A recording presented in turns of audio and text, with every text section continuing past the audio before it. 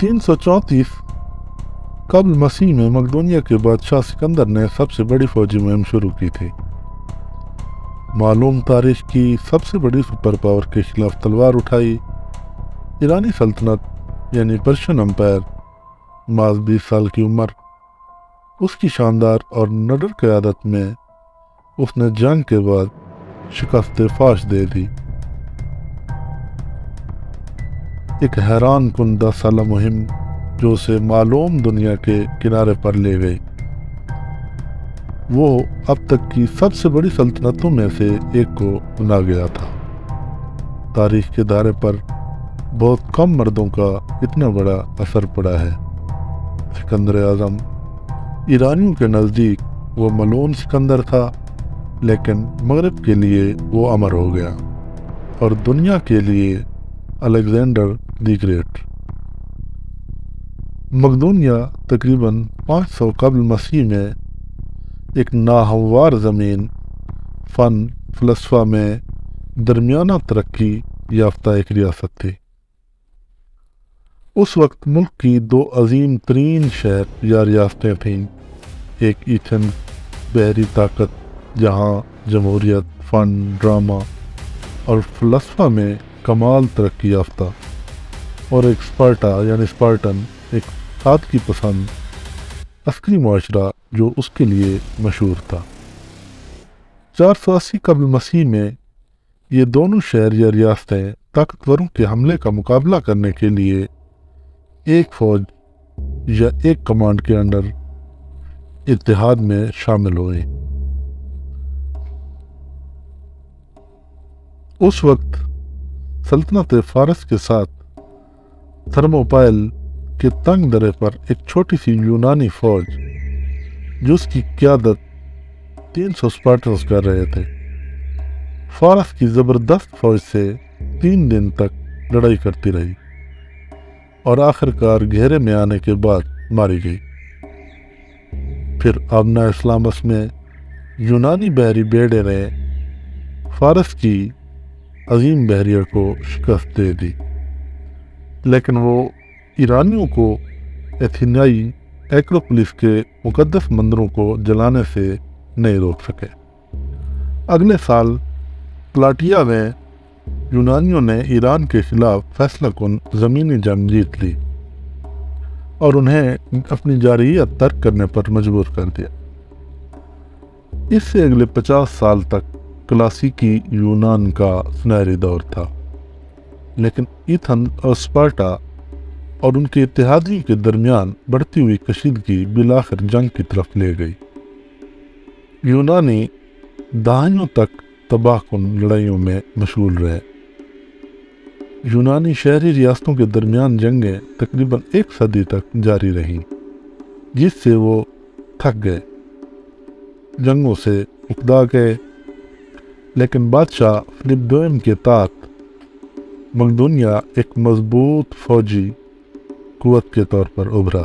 338 قبل مسیح میں چیرونیا کی جنگ میں فلپ کی فوج نے سپس کی مشترکہ افواج کو کچل کر رکھ دیا۔ اتحاد اور فتح کے ذریعے فلپ نے پہلے ہی اپنے بیشتر پڑوسیوں پر کنٹرول حاصل کر لیا تھا۔ اب اس فتح کے بعد اس نے تمام یونانیوں کو ایک اتحاد میں متحد کیا جسے ہیلنک کہا جاتا تھا۔ صرف اسپارٹا ان میں شامل نہیں ہوا تھا۔ فلپ نے ایک عظیم مہم کی منصوبہ بندی شروع کی، موت یا تمام یونانی ایک ملک۔ ان کا پرانا دشمن یعنی پرشین امپائر ایک بیمار سپر پاور تھا۔ وہ اس کی زبردست دولت اور مال و جواہر کو لوٹنے کے لیے تیار ہونے لگے، لیکن اپنی جنگ شروع کرنے سے پہلے فلپ کو اس کے اپنے باڈی گارڈ نے قتل کر دیا۔ اس کے بعد اس کا 20 سالہ بیٹا الیگزینڈر آیا، شاندار، بے چین، عظیم ارسطو کی طرف سے تربیت یافتہ اور پہلے سے ہی ایک تجربہ کار فوجی کمانڈر۔ سکندر کو فارس پر حملہ کرنے کا اپنے والد کا عظیم منصوبہ وراثت میں ملا تھا، لیکن پہلے اسے محفوظ بنانا پڑا۔ मकदूनिया में उसके मुमकिन हारिफों को फांसी दी गई। फिर इलीरिया थीसाली में बगावतों को कुचल दिया गया और वस्ती यूनान में उसने थिब्स में ख़ास मिसाल कायम की। कदीम शहर को मुकम्मल तौर पर तबाह व बर्बाद कर दिया गया और हुकूमत के बागी लोगों को गुलाम बनाकर फ़रोख्त कर दिया गया। सिकंदर 334 कबल मसीह के मौसम बहार में सल्तनत फ़ारस के खिलाफ अपनी जंग शुरू करने के लिए तैयार था। उसने अपने लश्कर को हेलस्पोंट के पार एशिया माइनर तक पहुंचा दिया। ये तारीख की सबसे बड़ी फौजी मुहिम का आगाज था। सिकंदर की फौज तकरीबन 40,000 मजबूत अफराद पर मुश्तमिल थी, जिसे यूनान के तमाम हिस्सों से हासिल किया गया था। इन्फेंट्री की कमांड मैसेडोनिया के तजर्बाकार जनरल पार्मेनियन ने की।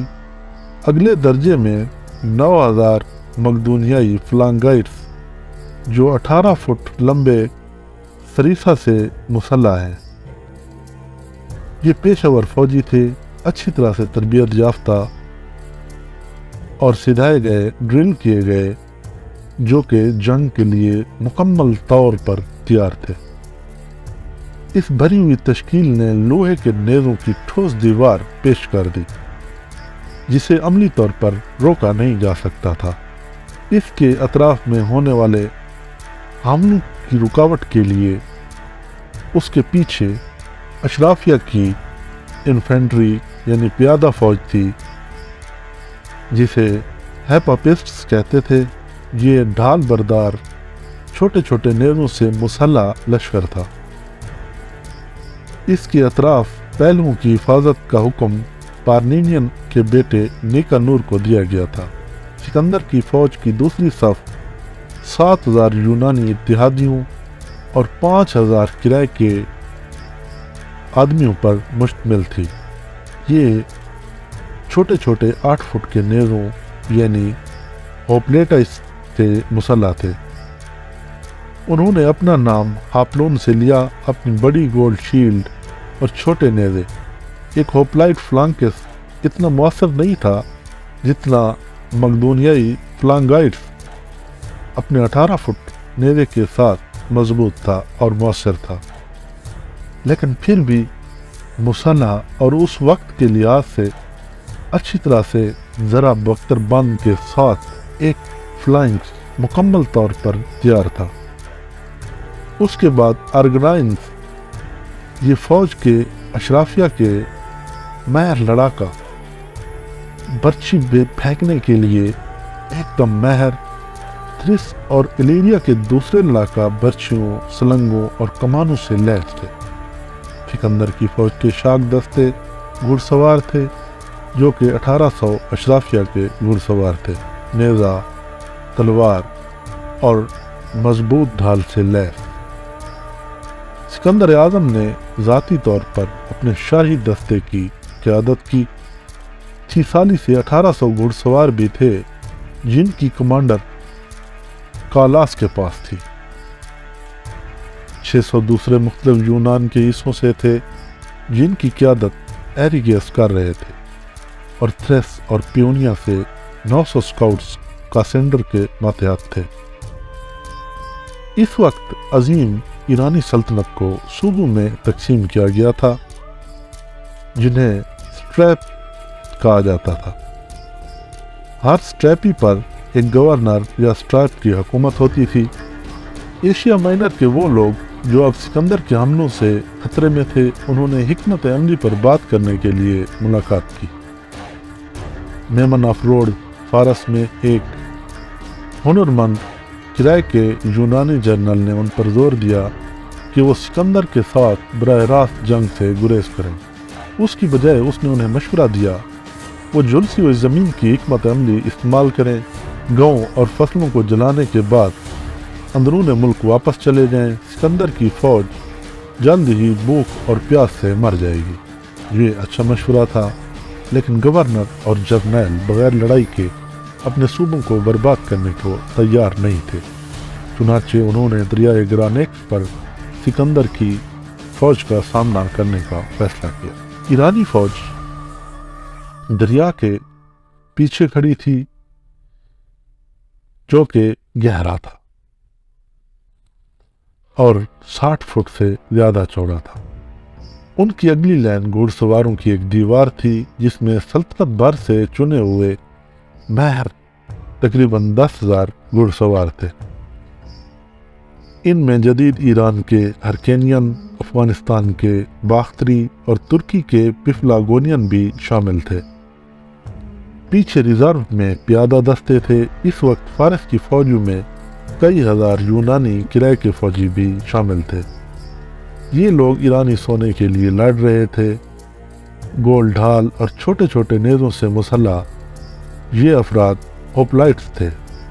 ईरानियों को शायद यकीन नहीं था कि वो यूनानी अपने साथियों के खिलाफ लड़ाई में इन लोगों का साथ देंगे या धोखा कर जाएंगे, इसलिए उन्हें रिजर्व में रखा गया था। सिकंदर ने इस आर्मी पर अपने यूनानी साथियों के साथ हमला कर दिया। अपनी बेहतरीन फौजों के साथ ग्रानेक्स की तरफ अटैक किया। बाएं बाजू पर उसने थीसालियन, यूनानी और थ्रेसियन घुड़सवारों को पार्मेनियन की कमान में तैनात किया। बीच में फालाक्स के बड़े बड़े नेज़े थे। उसके 6 हिस्से डीकास के जेर कमान थे: कैराटोरियस, मेलगर, फिलिप, अमेंतास और कोनियस। दाएं तरफ खुद सिकंदर फ्लोटास के माथे कैवलरी के साथ साथ जैसा कि अशराफिया, हाइपरसिस्ट, एग्रेनियर, बर्ची फेंकने वाले और जदीद तीरंदाज के साथ शामिल था। अलेक्जेंडर के दस्ते में 13,000 के करीब इन्फेंट्री और 15,000 के करीब घुड़सवार थे। शायद उनकी तादाद कदरे कम हो, लेकिन दरिया को अबूर करने के लिए उसने फिजर का इंतज़ार करने के मशवरे को नज़रअंदाज करते हुए फौरी अटैक का हुक्म दे दिया। उसने साथी घुड़सवारों का एक दस्ता दरिया को अबूर करने के लिए आगे भेजा। उसके बाद एक रेजिमेंट हाइपासिस्ट और प्योनिन लाइट कैवलरी को खुद अपने साथ लेकर आगे चला गया। जैसे ही वो दरिया के बीच में पहुंचे, यूनानी बर्छियों और तीरों के बादलों में गिर गए। ईरानी लाइन से तीरों की शदीद बारिश हो रही थी और सिकंदर लड़ाई की लपेट में थे। बड़ी मुश्किल से दरिया अबूर करने के बाद उसने हमला किया, जहां उनके घुड़सवारों और लीडरों की पूरी जमात तैनात थी और पहले ही हमले में उसने उन सब को मार भगाया। ईरानी उन्हें दरिया को अबूर करने से रोकने और वापस धकेलने के इरादे के साथ शदीद मज़ाहमत कर रहे थे। मकदूनियाई अफवाज जो ईरानियों से तादाद में कम थी, लेकिन उन्होंने अपने बड़े सरसाई नेज़ों से मार मार के ईरानियों को पीछे हटा दिया।